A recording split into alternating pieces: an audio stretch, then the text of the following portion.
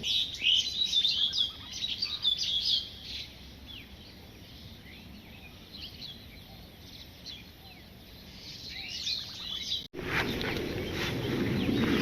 সালাম, সবাইকে আন্তরিক শুভেচ্ছা।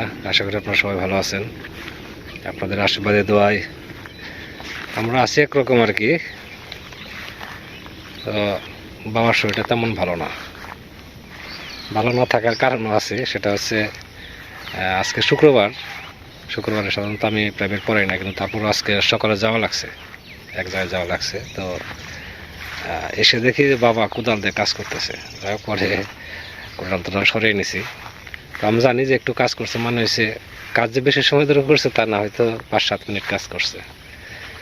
তো তখন বলছে যে ভাবছি যে হয়তো একটু পরে বলবে যে ভালো লাগতেছে না। তো ওই খাওয়া দাওয়া করাইছি, এখন শুয়ে আছে, শরীর দুর্বল। তো আশা করি অল্প সময়ের মধ্যে কেটে যাবে। এখন আর তো আগের মতো পরিশ্রম স্বাভাবিক। বয়স 91 চলছে। তো এই বয়সে মনে করেন যে কাজ করতে যায়, এটাই অনেক কিছু। আমি সবসময় সতর্ক থাকার জন্য বলি, কারণ সে সুস্থ থাকা মানে আমার কাছে অনেক কিছু। বাবা যদি অসুস্থ হয়ে পড়ে তাহলে বাইরের কাজ কাম আর সব বন্ধ হয়ে যাবে। তো এই জন্য সবসময় তাকে সতর্ক থাকার জন্য বলি যে কাজ কাম করার দরকার নেই। কারণ গত বছর মোটামুটি করছে, তার মধ্যে এনার্জি ছিল, কিন্তু এখন শুধু মানসিক শক্তি আছে। তো দেহের ভিতরে শক্তি বলে জিনিসটা সেটা অনেকটা কমে আসছে। তো মির্জাপুর যাওয়ার জন্য রেডি হয়েছি। অনেকদিন ধরে মির্জাপুর যাই না, হালকা পাতলা কিছু বাজার টাজার করতে হবে।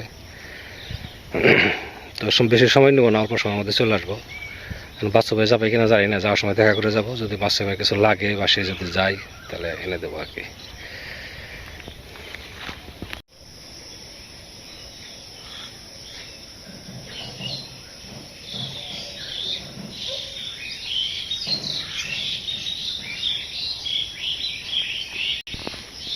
সকালে ওয়েদারটা মোটামুটি পরিষ্কার ছিল।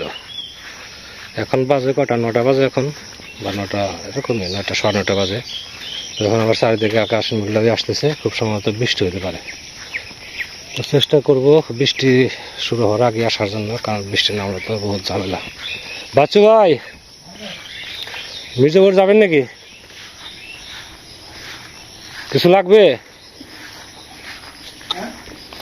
মির্জাপুর যাচ্ছি, কিছু লাগবে নাকি? না, আমি যেতাম একটু, আমার ই করতে হয়, আমি অপেক্ষা করতে মেশিনটা আসছে কিনা। আমাকে কিছু হবে না, আমি একটু মেশিন আসলে তো আপনাকে রিং দিবে। হ্যাঁ, এই জন্য তো বলেছি। হ্যাঁ, রিং যদি দেয়, মেশিন যদি আসে, তাহলে আপনি আগামীকাল ডেট দেবেন। আচ্ছা, আজকে না, আগামীকাল। আজকে দিন ভালো তো, এই জন্য চিন্তা করছি। ওটা পাওয়া যাবে না, আমি সাথে থাকলে দিন ভালো হোক খারাপ হোক আকাশ দুটো আসবে। আজকে তাহলে আপনি ডেট দিন না, ঠিক আছে? আপনি আগামীকাল ডেট দিন, কারণ আগামীকাল তাহলে একসাথে 2 কাজ করে আসবো। হ্যাঁ, একসাথে 2 কাজ করে আসবো, ঠিক আছে? আচ্ছা, ঠিক আছে। তা আপনার এটা রানী ফুল দিচ্ছেন নাম না? হ্যাঁ, সুন্দর ফুলছে তো, রানী ফুল। রানী ফুল ফার্স্ট লাভ। গত পরশু দিন ফুলছিল 8টা। সুন্দর লাগে ফুলগুলা, অনেকটা কলমি ফুলের মতো। কলমি ফুলের মতো অনেকটা। হ্যাঁ হ্যাঁ, আইসেন কে আইতেন না, কালকে মাছ ধরে লয়ে গেছে। মাছ ধরে গেছে কালকে। নেই, মানুষ তো খাইবই নাকি? কি কালকে কি ধান টান নিয়ে ব্যস্ত ছিলেন নাকি? তাহলে নদীতে কি আপনি কি বাজারে দিতেছেন? হ্যাঁ, বাজারে। না, কিছু লাগবে না। কিছু লাগবে না। নদীতে চায়না জাল বাঁচছিলেন, হ্যাঁ, 800 গ্রাম মাছ পড়ছে, 800 টাকা নিচ্ছে। ভালো। ওই জালের একটু কাজ কাম করলাম তো, সিরা বাঁচি আছে আলুদের নিয়ে আইতে পারি। তা ঠিক আছে, একটু বাবার সাথে আড্ডা দিয়েন। ঠিক আছে, আমি মির্জাপুর যেতেছি, তাড়াতাড়ি আসবো। মেঘলা মেঘলা আসাল তো ভাই আসি গা। আচ্ছা, হ্যাঁ, না আমি দেরি করবো না তো, তো ঘন্টা 2 সময় লাগবে আসা যাওয়ায়।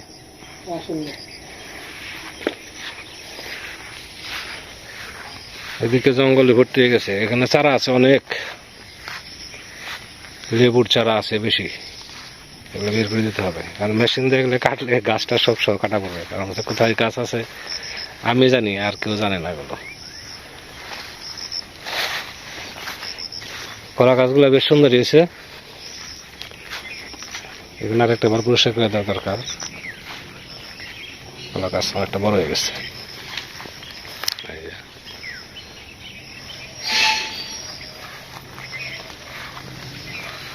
এইখানে পুষ্কি এটা ছাড়া এটা গ্রোথ হয় নাই এটা। এই যে কলা গাছ আবার দেখি সাইড থেকে নতুন করে জ্বালাইতেছে, ওই যে সাইড থেকে নতুন করে পোয়া ধরতেছে, বেশ ভালো বড় হয়ে গেছে। এই যে, এখন কলার চারা বলা যাবে না, এখন কলার গাছ হয়ে গেছে।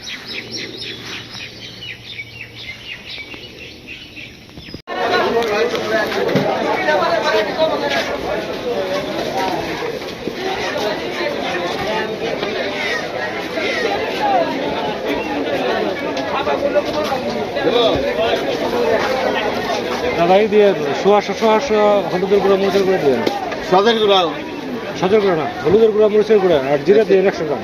হ্যাঁ জিরে 100, জিরে 100 দিননি।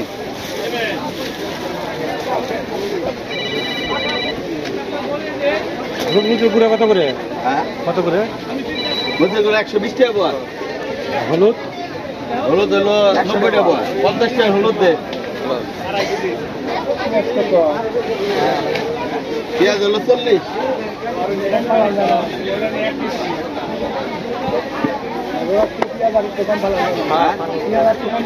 কয় কেজি নিবে?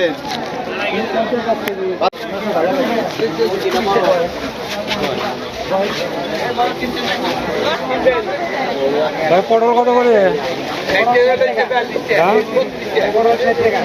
60 টাকা কেজি। কত দাম কে? আর এই উস্তা কত করে? 20 টাকা পোয়া। হাফ কেজি দেন আর ওটা আরেক কথা।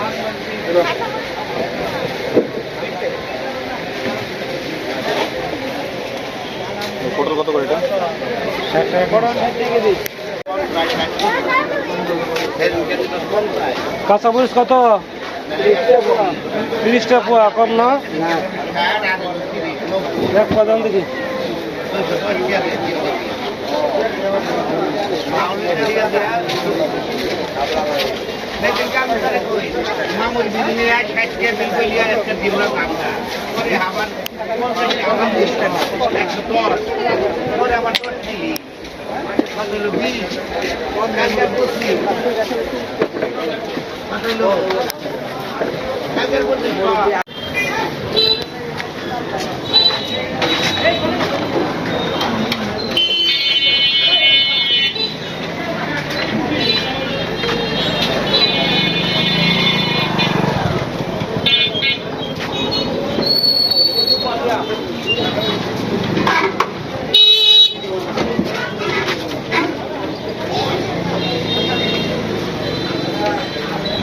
আমরা বলি মিষ্টি বড়া কত করে? 80, 90 আছে কোন গাড়ি? এই কাঁচা এটা পাইকে গেছে গা? কত দাম কত করে? পাইকে দাম দিতাম 2-3 কেজি। 2 কেজি 60 টাকা। 100 টাকা। 150 টাকা। কত গাড়ি? 2 কেজি দেবে। চলে আসলাম মির্জাপুর থেকে, বেশি সময় লাগেনি। তো বাজার ঘাট বলতে কিছু সবজি, তারপর হলুদ মরিচের গুঁড়া এগুলো নিলাম, জিরা টিরা, আম নিলাম কিছু, এই সমস্ত জিনিস আর কি। কাঁচামরিচ বাড়িতে গাছ বুনছিলাম, ওগুলো আবার এখন আর কাঁচামরিচ নেই, কালকে যেয়ে দেখলাম।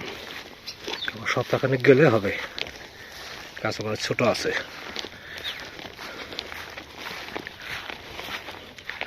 একটা চালের বস্তা নিছি, কারণ আমি তো চাল কিনে খাই জানিনি, ধান বিক্রি করি, তার চাল কিনে খাই, সিদ্ধ করার লোক নাই।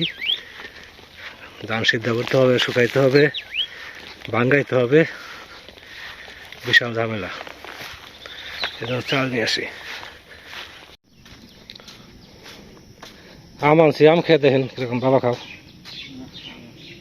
কাইটা দে না আসলে খাও, পাকাম হাত ভাই নেন, ধরো বাটি ধরো। আপনি নেন এটা, আরে এটা খেয়ে দেখেন না কিরকম, আপনি নেন এটা খেয়ে দেখেন, টেস্ট করেন কিরকম, বাজার থেকে কিনে আনলাম।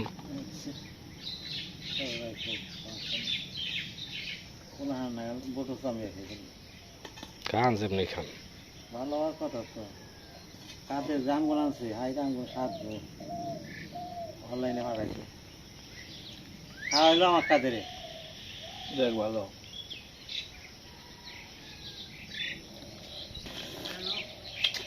মিষ্টি আছে? হুম, মিষ্টি ভালো আছে দেখে ভাই মসজিদে যাবো আচ্ছা। কত করে কেজি আনছো 2 কেজি আনছি, 150 টাকা নিচ্ছে। চুষা খাবে না, ওগুলো ময়লা থাকে, ওগুলো ফেলে দাও। 75 টাকা কেজি। ওই বাজার মানে ওই ভাই 80 টাকা 75 টাকা এমনি। এমনি তো টক নাই, না যেটা ওটাও খাও, খাইয়া তারা জিমাও। আম খেলে তো জিমান নাকি।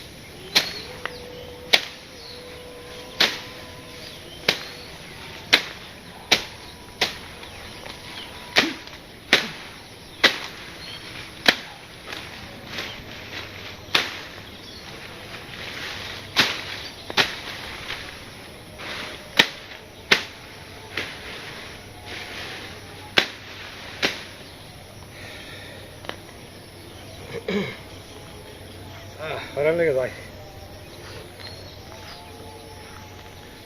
এখন আমার চলাচলের প্রধান রাস্তা হচ্ছে এটা। বিকালবেলা মনে করেন এই রাস্তাতে যাই, আবার সকালে রাতেবেলা এই রাস্তায় ফিরি। প্রথম যাই এই পাড়া করানোর জন্য, তারপরে কুস্তারা পরিয়ে আবার এই পাড়ায় যেতে হয়, তারপরে রাতে এই দিক দিয়ে ফিরি। গত রাত্রে আসার সময় ভয় পেয়েছি,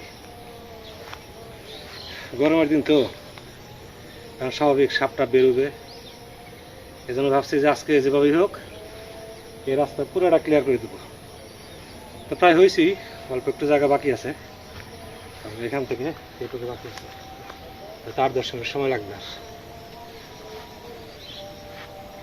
এখন আর আগের মতো পরিশ্রম করে কোলায় না, একটু সময় পরিশ্রম করলে হারান হয়ে যায়। আপনার এই যে জমিটা দেখতেছেন, এই জমিতে কই মাছ মারছি, একদিনে 17টা কই পাইছি, মানে দুপুরে পাচ্ছি, পরের দিন সকাল পর্যন্ত। কইগুলো ম্যাক্সিমামই ছিল মরা কই। আমার এক সম্ভাকাঙ্ক্ষী বলছেন, দাদা কই খাইয়েন না, এগুলা আর্সেনিকের কারণে মারা গেছে, এগুলো বিষাক্ত মাছ। আসলে আমাদের এখানে আর্সেনিক নাই। এই জলগুলো হচ্ছে বৃষ্টির জল, যে পুকুরের জল দেখতেছেন এগুলো সবই বৃষ্টির জল। আর জলগুলো পচে গেছে বিভিন্ন কারণে। এই যে খ্যার আছে, খ্যারগুলো পচে গেছে, সাথে জলও পচে গেছে। আর কই মাছ মনে করেন যে যে কোনো জলে মোটামুটি কই মাছ বাঁচে। কই মূলত মারা গেছে হয়েছে আপনার, কই মাছের মাথা তো জালের মধ্যে আটকা পড়ে, পরে শ্বাস নিতে পারে না। এই জন্য জাল পাতার পরে 1-1.5 ঘন্টা পর পর জাল চেক দিতে হয়, 2-4টা যাই পরে বলে তাজা থাকে। কিন্তু আমি তো জাল পাতার পরে দেখা গেছে যাই জাল দেখতে রাত্রে 10টার দিকে, ওই সময় কি আর মাছ তাজা থাকে? এত সময় পরে হয়তো 2-3টা তাজা থাকে, আর সব মারা। আবার যাই সকাল হয় 6টার দিকে, তা নাহলে 9টার দিকে। এই জন্য মাছগুলো মরা আর কি। তাছাড়া আমাদের এখানে আর্সেনিক নাই, কারো বাড়িতে আর্সেনিক পাওয়া গেছে এরকম কোনো সংবাদ আমরা পাই নাই। আর আমাদের আগের যে টিউবওয়েল ছিল, ওই টিউবওয়েল ছিল 90 ফিট গাড়া। ওই টিউবওয়েলের জলটা ছিল আয়রন ছিল, কিন্তু আর্সেনিক ছিল না।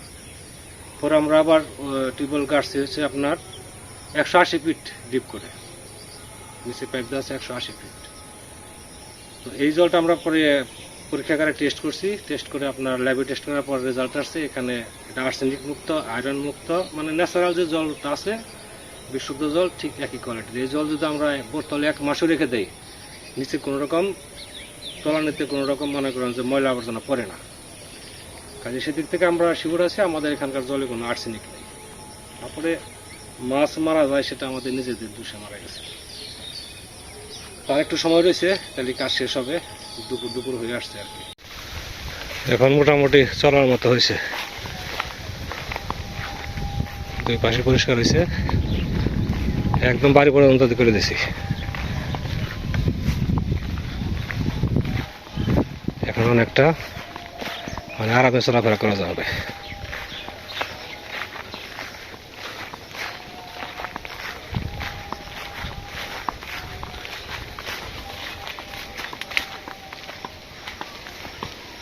আবার হবে ঘাস, আবার 1 মাসের মধ্যে জায়গায় আবার জঙ্গল হয়ে যাবে। ওই পরিষ্কার উপর রাখতে হবে আর কি। এই সাইড জঙ্গল বেড়ে গেছিল, সব কেটে দিছি।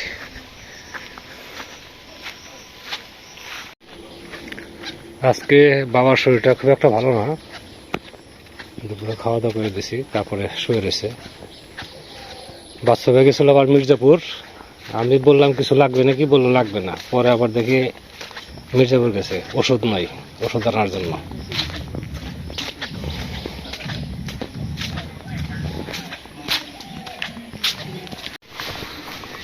যাইতেছি কুস্তারা আমার এক বন্ধুর সাথে দেখা করার জন্য। বন্ধুর নাম আছে সাদর। কি এই জায়গায় যাই, এই জলের মধ্যে ডান্স এটা কি হবে? ও হাল পাই না, হাল পাই নাই, হাল না পাইলে তো জানবো না। না এই যে এখন তো শুকাইছে, এখন যেগুলো চাষ দেবো না সাথে দিয়ে দিলেই হবো। সালাম কাকার আছে, দান আছে। যাচ্ছি কুস্তারা। ওই যে ওদিকে খেলা হচ্ছে মনে হয়, ওই যে খেলার ওখানে যাবো না, আমার বন্ধুর সাথে একটু দেখা করতে যাব, আমার ক্লাসমেট। তো আসলে আমাকে ফোন দেয়, দুজন হয়তো একটু গল্প টল্প করি। অনেক সময় দেখা যায় যে যাওয়ার সময় সুযোগ হয় না।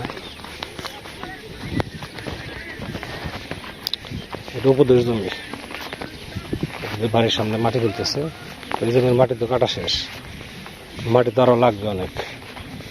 এরপরে কোন জায়গাতে কাটবে? এই জমি উপদের, এখান থেকে কিছু মাটি নিতে পারে। এই জমি তো সমানে টাইম নেই।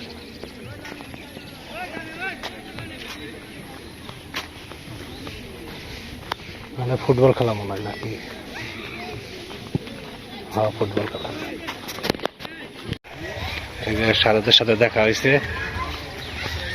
দুজনে যাইতেছি একটু আড্ডা দেওয়ার জন্য চায়ের দোকানে। সঙ্গে গল্প টল্প করবো নাকি বুঝতে। আমরা সেই ইয়ে থেকে আর কি, হাই স্কুলের থেকে একই সাথে, সাতরাম স্কুলে।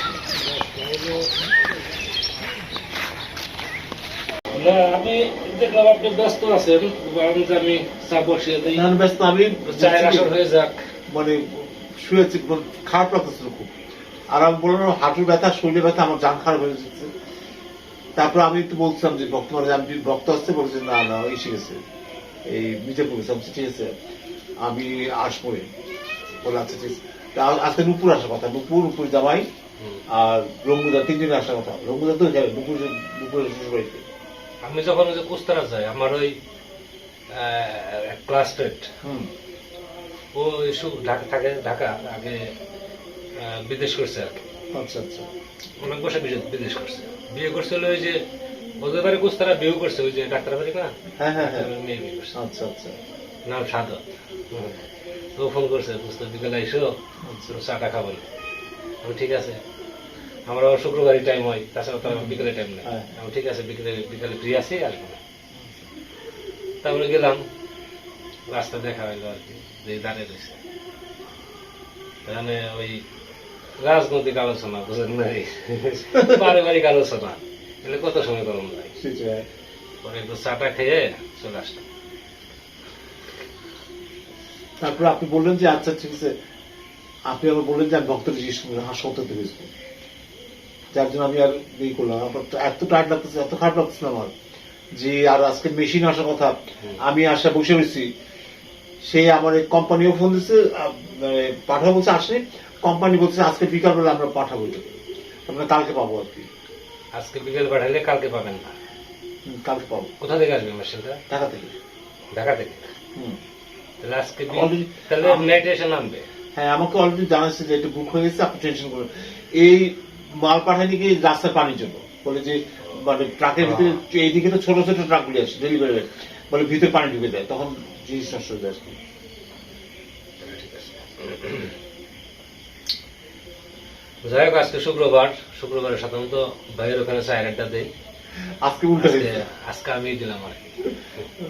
ইসে আসছিল যে এই সাইদের মা আসছিল যে কালকে যে কাজ করছে না, হ্যাঁ, আমি আসতেছি তো, আমি তো আমার বাজারে কিন্তু আমার খাওয়া কিনতে একটা লাউ কিনছি, ছোট্ট লাউ কিনছি 20 টাকা দিয়ে, মিষ্টি কুমড়া না মিষ্টি কুমড়া কিনি, লাউ কিনছি, তারপরে কিনছে যে মুরগির পাউডার কিনছি, থ্যাংক ইউ।